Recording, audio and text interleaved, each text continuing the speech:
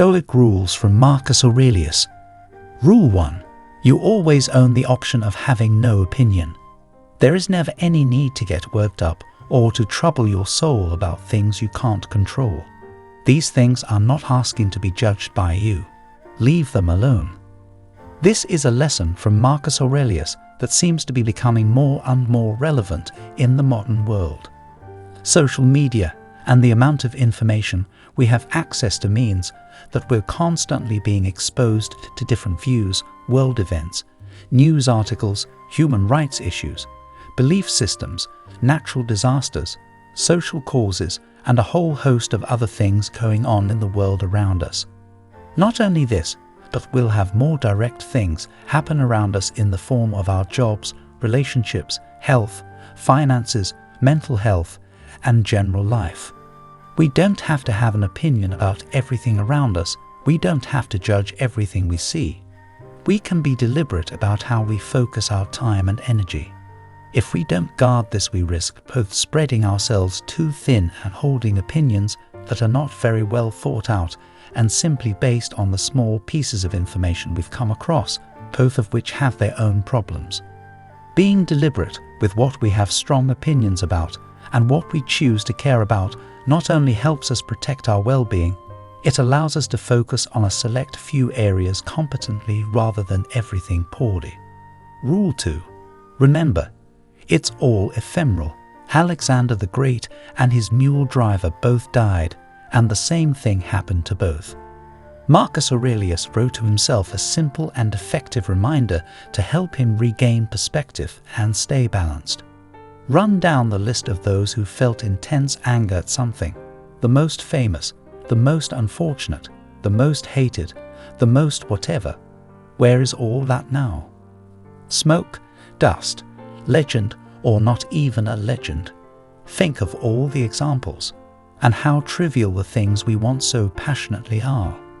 It is important to note that passion here isn't the modern usage we're familiar with, as in enthusiasm or caring about something. As Don Robertson explains in his book, when the Stoics discuss overcoming passions, which they called patheiai, they refer to the irrational, unhealthy, and excessive desires and emotions. Anger would be a good example. What is important to remember, and this is the crucial bit, they seek to replace them with eupatheiai, such as joy instead of excessive pleasure. Returning to the point of the exercise, it's simple. Remember how small you are. For that matter, remember how small most everything is. Remember that achievements can be ephemeral, and that your possession of them is for just an instant. If everything is ephemeral, what does matter? Right now matters.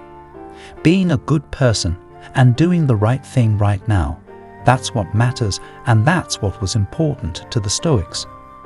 Take Alexander the Great, who conquered the known world and had cities named in his honor. This is common knowledge. The Stoics would also point out that, once while drunk, Alexander got into a fight with his dearest friend, Cletus, and accidentally killed him. Afterward, he was so despondent that he couldn't eat or drink for 3 days. Sophists were called from all over Greece to see what they could do about his grief, to no avail.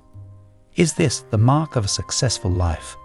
From a personal standpoint, it matters little if your name is emblazoned on a map if you lose perspective and hurt those around you. Learn from Alexander's mistake. Be humble and honest and aware. That is something you can have every single day of your life. You'll never have to fear someone taking it from you, or worse still, it taking over you. Rule 3. Take the view from above. How beautifully Plato put it. Whenever you want to talk about people, it's best to take a bird's eye view and see everything all at once, of gatherings, armies, farms, weddings and divorces, births and deaths, noisy courtrooms or silent spaces, every foreign people, holidays, memorials, markets, all blended together and arranged in a pairing of opposites. Marcus Aurelius. Marcus would often practice an exercise that is referred to as taking the view from above, or Plato's view. It invites us to take a step back, zoom out, and see life from a higher vantage point than our own. The view from above changes our value judgments on things, luxury, power, war, and the worries of everyday life become ridiculous. Seeing how small we are in the grand scheme of things is only one portion of this exercise. The second, more subtle point is to tap into what the Stoics call sympatheia, or a mutual interdependence with the whole of humanity.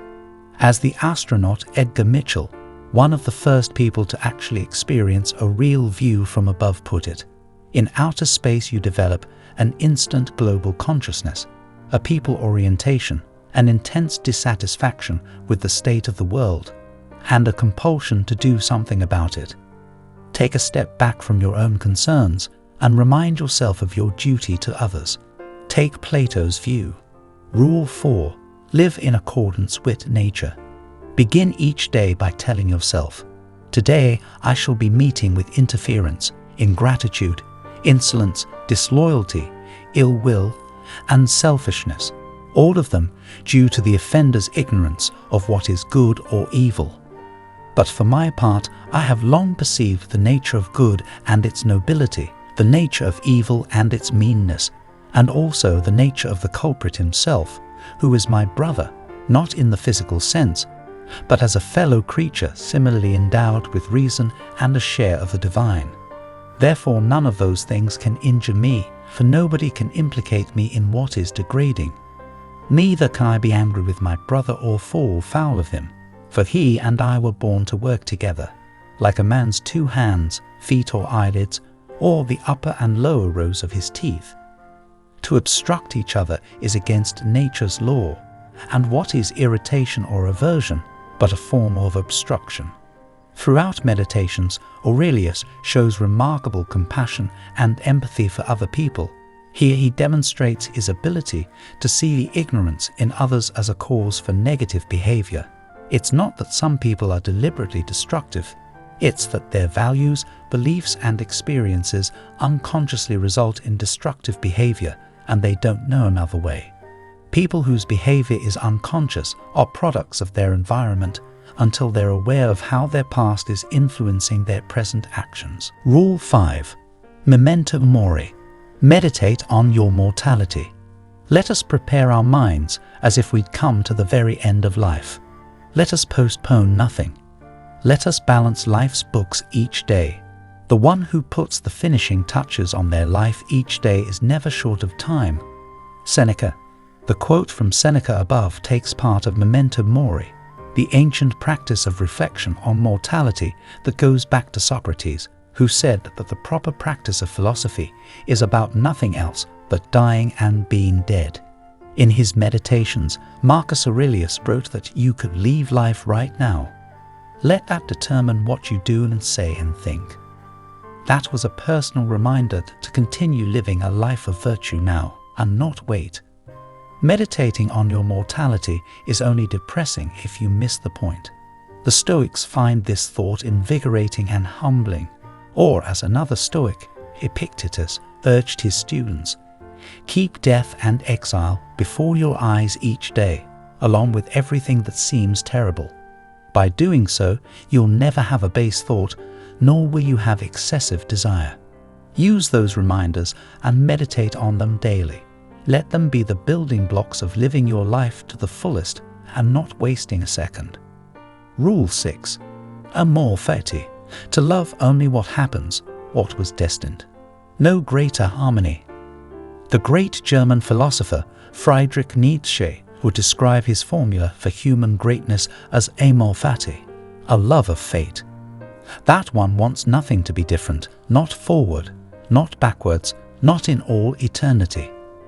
Not merely bear what is necessary, still less conceal it, but love it.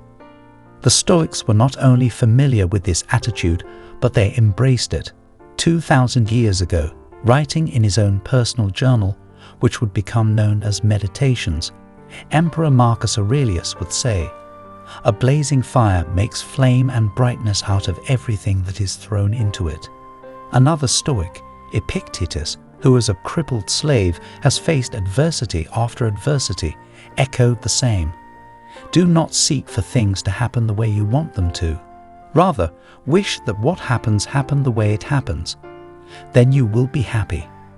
It is why amor fati is the Stoic exercise and mindset that you take on for making the best out of anything that happens, treating each and every moment, no matter how challenging, as something to be embraced, not avoided, to not only be okay with it, but love it and be better for it.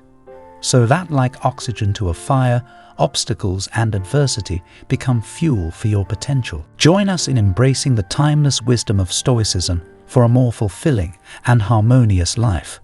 Don't forget to like, share, and subscribe for more insightful content on personal development and well-being.